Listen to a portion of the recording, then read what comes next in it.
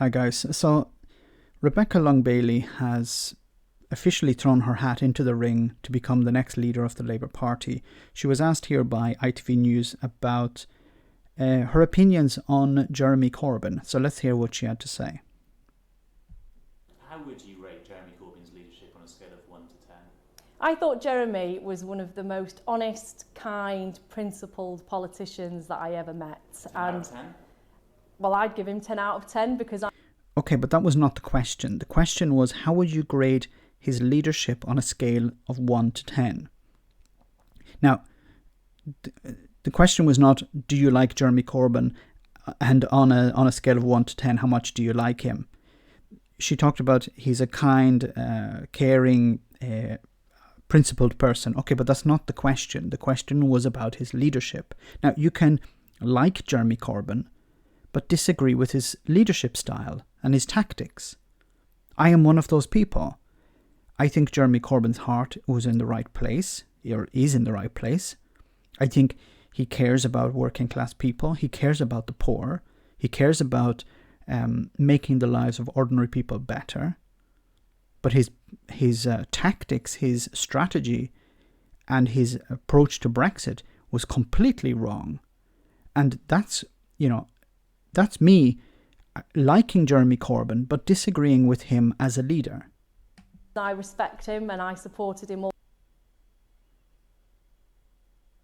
the way through. So what we can't ignore is that Jeremy was absolutely savaged by the press. His character was taken to pieces from day one.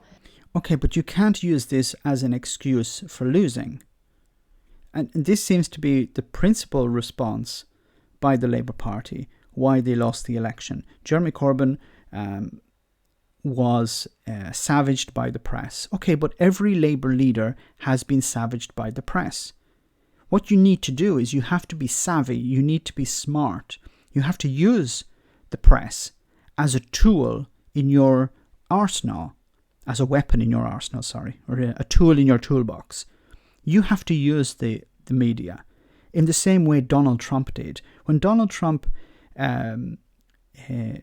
broadcast the idea that he was going to run as president, when he made his scene when he was going down the escalator, from that moment he was manipulating the press. He knew they're going to follow me 24 hours a day. They're going to focus on me, and whether he was making gaffes, whether he was saying stupid things, he was getting airtime. He was getting speaking space. People were queuing up to interview him. And the media thought, this guy is a buffoon. We're going to destroy him. He hasn't a hope of becoming president. And Donald Trump, I think it was something like $1 billion worth of free advertising he received because the media were obsessed with him. Jeremy Corbyn, I'm not saying he's the same as Trump, but he could have used the media in a similar way. You have to look at the media. If the media is a weakness for you, you have to turn it into a strength. Go on TV, present your ideas, be aggressive, but not crazy aggressive, but be aggressive with your positions. Present your ideas in an articulate but aggressive way. Look, I'm not an expert on this, but I think it's possible to use the media as a weapon in your hand. But just saying that Jeremy was defeated by the media, that's not going to win you elections anymore. And we have a role as a party to develop the image of our leader and to put them forward in the most positive way. But we also have a duty as a Labour movement to rebut criticisms and attacks against our leader when those happen. And I think we needed to have a rebuttal unit, a very clear structure in place to rebut the attacks that were made against him. Okay, you can rebut the attacks, but you have to use for example, Jeremy Corbyn refused to go on LBC. He gave very few interviews. Most of the time you saw him speaking was when he was out with the public or when he was doing a debate. And, he was quite good in the debates, but he wasn't connecting with people. He wasn't presenting his ideas to the public in the media. So he was giving this impression that he was afraid to talk to journalists. And when he actually did give interviews, they were not the best thing to see. He came across as someone who's angry, but not angry with passion, but he was angry that he was being interviewed, or angry he was being asked particular questions. That's not, the anger you have when you're presenting your idea. You should be angry when you're presenting your ideas, saying, look, I'm frustrated with the system, I'm frustrated with the politics of the other party, I'm frustrated that I can't help people.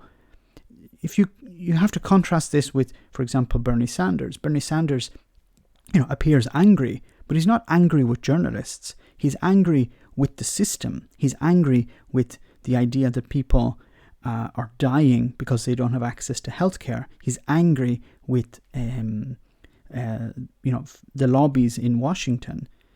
He's angry that poor people are dying because they don't have access to medicine or healthcare, or they're getting into debt over these issues. That's what he's angry about. He's not angry with the journalist. And unfortunately, Jeremy, when he was interviewed, reacted in a way that he was angry with the journalist and not with the actual issue at hand.